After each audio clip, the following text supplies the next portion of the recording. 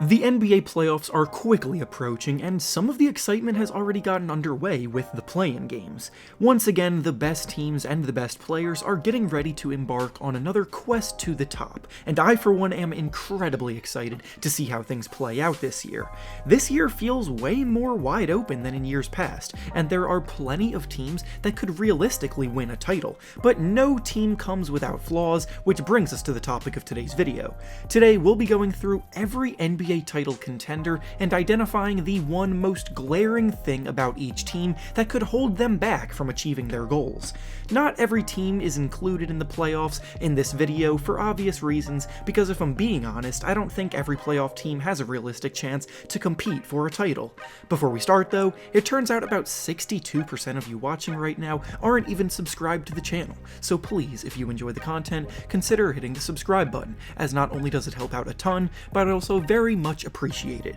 Now with that being said, let's begin. The first contender we'll be discussing today is the Utah Jazz, and the one thing that could hold them back in this year's playoffs is the health of Donovan Mitchell. The Jazz are a very strongly constructed unit, with balanced production coming from so many different people, and the scoring can come from various different players like Jordan Clarkson, Bojan Bogdanovic, and Mike Conley as well, but I don't think it's a hot take at all to say that if Mitchell isn't at the top of his game, then the Jazz postseason run could very well be cut short. Mitchell is their number one option, go-to guy, and easily their best shot creator, putting up 26 points per game this season. The Jazz haven't really made it clear when Mitchell will return, whether it be for the first playoff game or if he'll miss a few games at the start, but either way, this is definitely something to watch as we get closer to the opening round.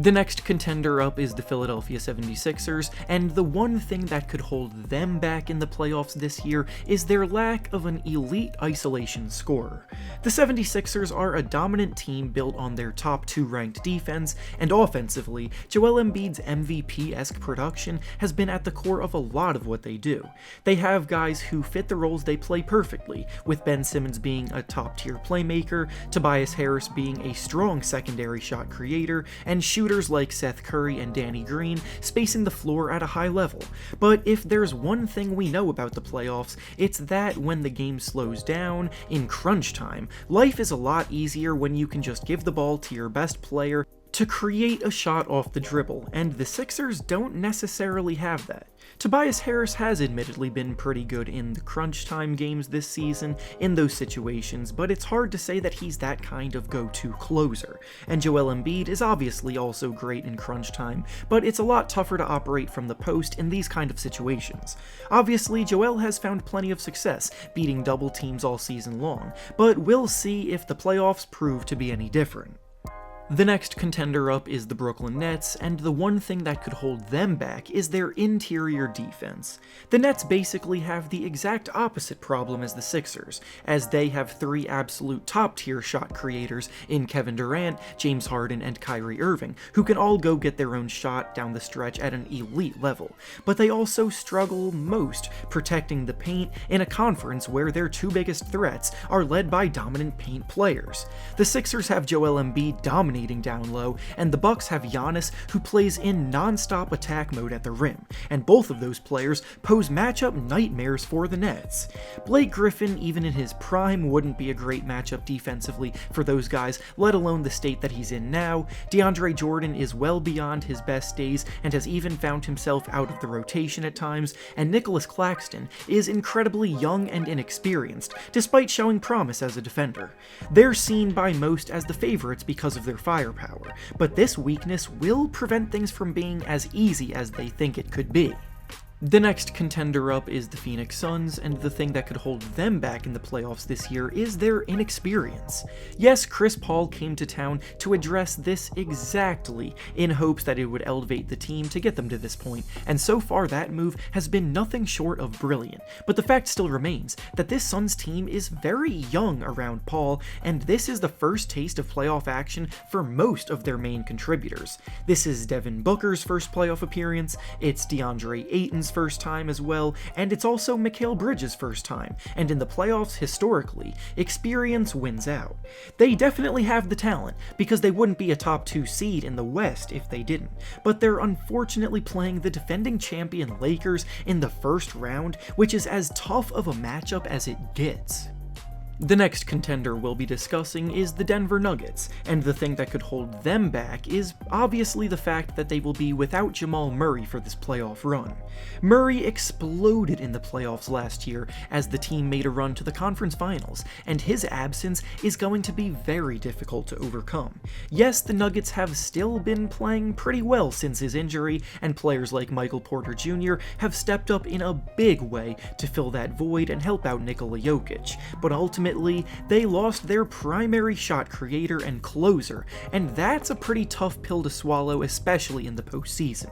The next contender we'll be discussing is the Milwaukee Bucks, and the thing that could hold them back in the playoffs is Coach Budenholzer's stubbornness to adapt at times. In each of the last 2 postseasons, we've seen Budenholzer stick very firmly to his game plan and his tactics regarding how they go about things, including the disaster of a second-round exit against the Miami Heat, and his failure to adjust and switch things up have been heavily scrutinized in the past. I don't want to say that he's on the hot seat right now, because he is still a very good coach, but the Bucks have more than enough talent this year to make a run, having added Jrue Holiday to the mix, and if they come up short again, he will catch a lot of the blame once again. The next contender up is the Los Angeles Clippers, and the thing that could hold them back is how they handle late-game situations. In the playoffs, crunch time is more important than ever, and last year the Clippers put on full display how not to perform in the most important minutes. They relied too heavily on Paul George and Kawhi Leonard to go try and get baskets by themselves without any other real philosophy or plan, and that bit them in the butt against the Denver Nuggets as they choked a 3-1 lead. I think the addition of Rajon Rondo could be huge for them addressing this, because he's a tremendous playmaker, especially in the playoffs, who can orchestrate more actual offensive sets and make the lives of PG and Kawhi easier, but ultimately we'll have to actually see it to believe it in this kind of situation.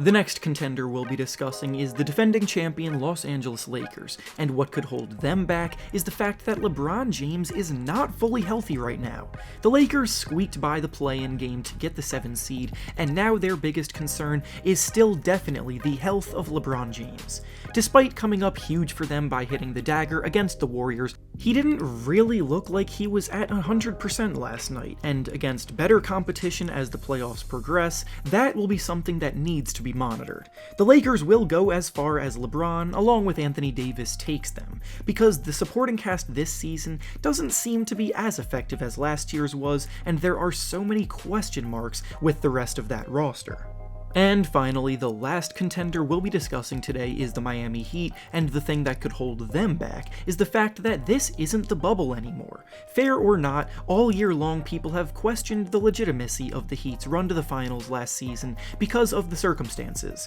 This year, fans are back in stadiums, teams are once again traveling to and from their opponents' stadiums, and normalcy is slowly returning. The Heat have been clicking at the right time just like they were last year, and now they get to prove to everybody either how legit they are, or, of course, if they are not, legit contenders. And with that being said, that's all I have for you today. Make sure to like the video, subscribe to the channel, and comment down below what you think could hold back each of these teams. Thanks for watching, and I'll see you all next time.